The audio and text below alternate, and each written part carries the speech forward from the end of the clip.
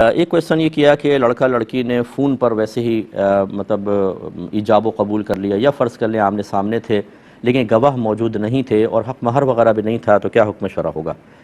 دیکھیں، وجود نکاح کے لیے حق مہر تو لازم نہیں ہوتا ہے، یعنی حق مہر رکھنا چاہیے، مہر رکھنا چاہیے، لیکن فرض کر لیں کہ اگر نہیں بھی ہوا تو پھر وہ خود بخود مہر مثل لازم ہو جاتا ہے کہ جو مطلب لڑکی کے خاندان، والد صاحب کے خاندان سے، یعنی پھپھی وغیرہ کا جو مہر اکثر اس لڑکی کی صفات اوصاف رکھنے والی عورتوں کا مہر ہوتا ہے، خود بخود ہو جاتا.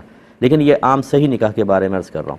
یہ جو نکاح ہوا ہے جو بغیر گواہوں کے ہوا ہے، بغیر گواہ کے نکاح نہیں ہوتا، اس کو نکاح فاسد کہتے ہیں. اور اس میں نکاح فاسد میں جب تک جسمانی تعلق قائم نہ ہو تو کسی قسم کا مہر لازم نہیں ہوتا. اگر جسمانی تعلق قائم ہو گیا اس ایجاب و قبول کے بعد تو پھر مہر مؤکد ہو جاتا ہے، یعنی پختہ ہو جاتا ہے، پھر وہی مہر مثل لڑکے کو دینا ہوگا. لیکن اس نکاح کو ختم کرنا واجب ہوتا ہے، اور اس نکاح کے بعد کسی بھی قسم کا جو میاں بیوی کا تعلق ہے قائم کرنا وہ گناہ ہوتا ہے.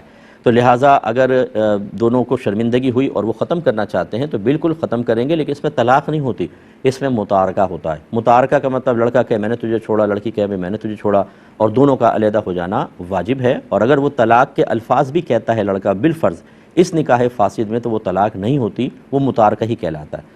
ٹھیک ہے، کیونکہ طلاق واقع ہوتی ہے نکاح صحیح میں، اور یہ ہے نکاح فاسد، غلط قسم کا نکاح ہے، لہٰذا اس میں لفظ طلاق بھی کہہ دے گا تو متارکہ ہوگا. تو اس کا مطلب یہ ہوا کہ ان دونوں نے جو کچھ کیا، اور یقینی سی بات ہے نکاح تک پہنچنے کے لیے کچھ تمہیدات ہوتی ہیں. ایک دم تو نہیں آمنے سامنے بہن نکاح کرنا ہے وہ کہ ہاں چلو ٹھیک ہے بھائی نکاح ہو گیا.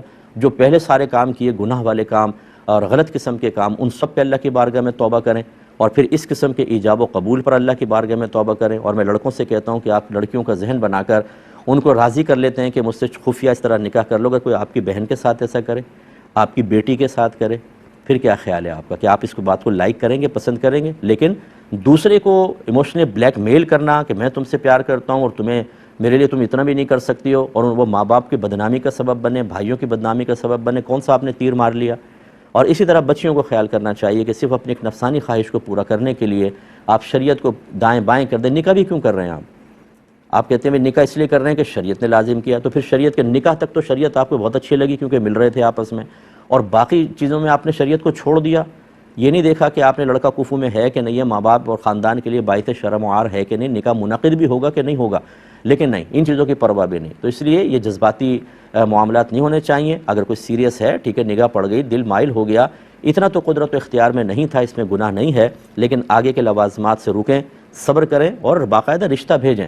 اگر اللہ تبارک و تعالی نے ازلی طور پہ آپ کے ملاپ کا فیصلہ کیا ہوا ہے تو کوئی چیز رکاوٹ نہیں بنے گی، یا تھوڑی بہت رکاوٹ آئے گی، بہرحال ایک دن کامیابی ضرور ہے.